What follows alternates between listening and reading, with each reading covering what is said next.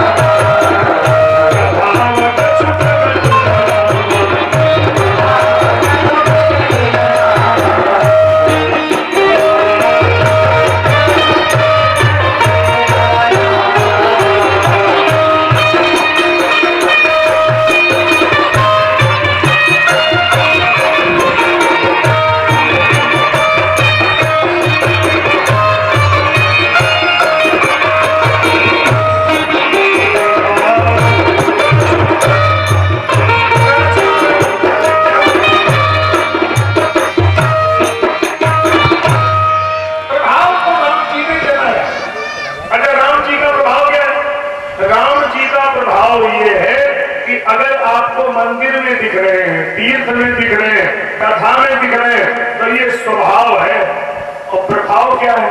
प्रभाव तो ये है कि सिया राम में सब जग जानी।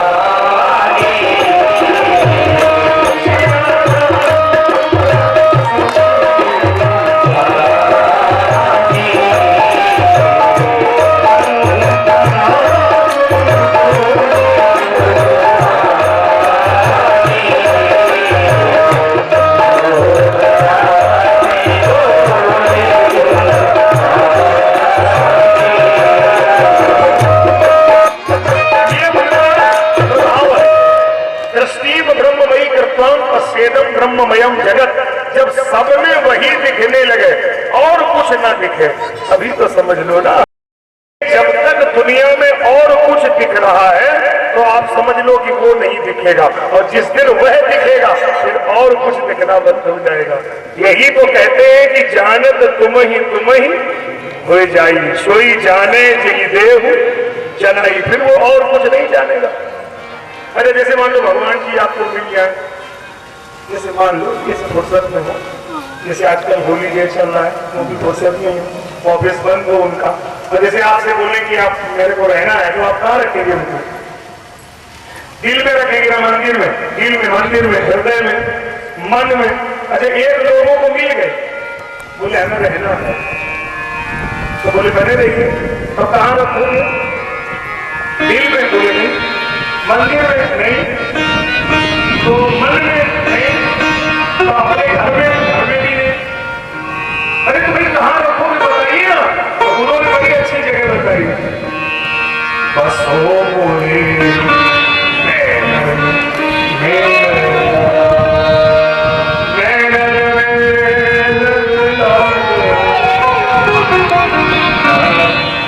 ये नैनों में बसाने वाले कौन है? ये भक्ति मती मीरा माता कहती है, बसो ये नैनों में बसो। अगर मीराबाई से कोई पूछे नैनों में क्यों बसा रही हो, मीरा बोली फायदा है। बोले अगर किसी की आंख में काला चश्मा लगा हो तो सामने वाला काला दिखने लगता है, और अगर चश्मे का लेंस पीला हो तो सामने वाला पीला दिखने लगेगा, और अगर किसी की आंखों में बिहारी जी बैठ जाएंगे तो दुनिया में और कुछ दिखाई नहीं देगा, सब में वही दिखने लगेंगे ना। इसलिए हमारे यहाँ श्री राम वृंदावन में एक महात्मा गाते हैं, आप गाली की तरह दो बार सभी लोग गाना,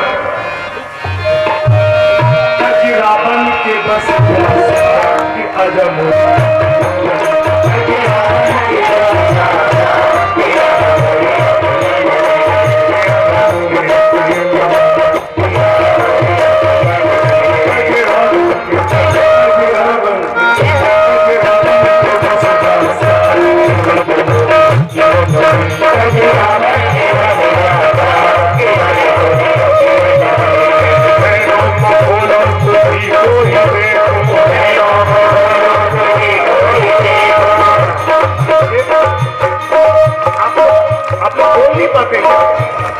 जैसे कोई कसम खाई हो नहीं बोल रहा हो, तो हाथ थोड़ा थोड़ा बजाइए, थोड़ा गाइए ना थोड़ा सा सभी लोग।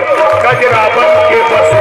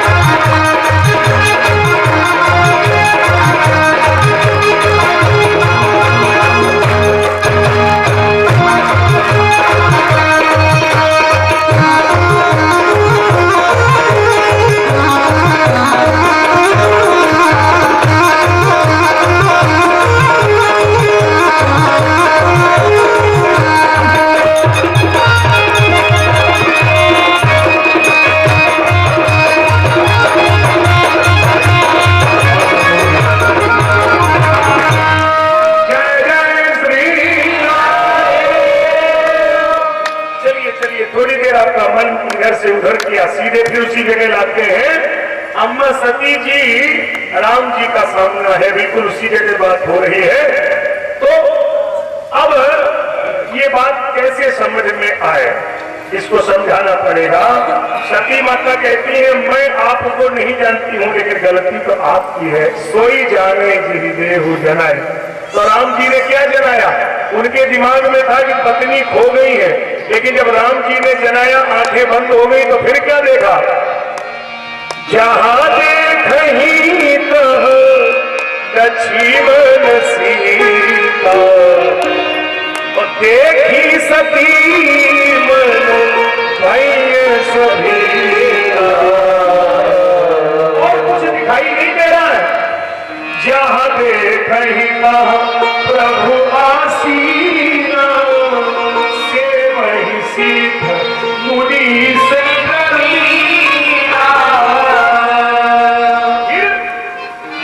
समीप महेश तब हंस पूछी कुशल। अरे बाबा हंसकर कुशलता पूछ रहे हैं, आपको ठीक लग रहा है? जैसे हंसकर कुशलता पूछ रहे, ऐसे पूछना नहीं चाहिए। क्यों है विनोद जी हंसकर कुशलता ये पूछ रहे हैं, हमें ठीक तो नहीं लग रहा? मतलब जैसे कोई आदमी आपके सामने साइकिल से गिर पड़े और आप ऐसे हंस के कहने लगो क्या हाल है, तो साइकिल पे बात में उठाएगा, पहले तुम्ही को देख लेगा कि हमारी चाल खराब हो गई, तुम्हें हाथ पूछ ले, तुम्हें समझ में नहीं आ रहा तुम गिर पड़े। तो बाबा पूरा बाबा समझ रहे हैं और बाबा हंस करके पूछ रहे हैं। अरे बाबा से पूछ लो, ए बाबा आप मजाक कर रहे हैं क्या? बाबा ने कहा हमारी पत्नी है, मजाक नहीं कर सकते हो। नहीं आप करिए, आपकी पत्नी है, लेकिन आप हंस के कुशलता पूछ रहे, ठीक नहीं लग रहा। बाबा बोले सच्ची बताऊं क्या? बोले जब ये वापस हमारे पास आई तो पता नहीं मुझे हंसी आ गई। क्यों आ गई? बाबा ने कहा ये हमारी जिंदगी का पहला चांस है, पहला एक वाकया है कि राम जी का विरोध करने वाला व्यक्ति कुशल से वापस आया हो। नहीं तो आज तक जिन जिन ने उनका विरोध किया, चाहे जयंत हो, चाहे रावण हो, चाहे कोई और हो, वो कुशल से वापस आया नहीं। ये पहली घटना है जो रियायत हो गई। नहीं वहां कहीं कुशल होती है तो उनका विरोध बच जाएगा। ये पहली बार है कि साहब रियायत हो गई, नहीं तो गड़बड़ हो ही जाता। इसलिए मुझे हंसी आ रही है। बोले महाराज बाबा गई समीप महेश तब तो हंस पूछी कुशला, और लीन परीक्षा कवर विधि कहा सत्य सब बात। तो अम्मा जी ने सत्य तो नहीं कहा, बोली कछुना परीक्षा लीन घुसाई, ये तो है चोरी और ये सीना चोरी, कि कीन प्रणाम तुम्हारे ही नहीं।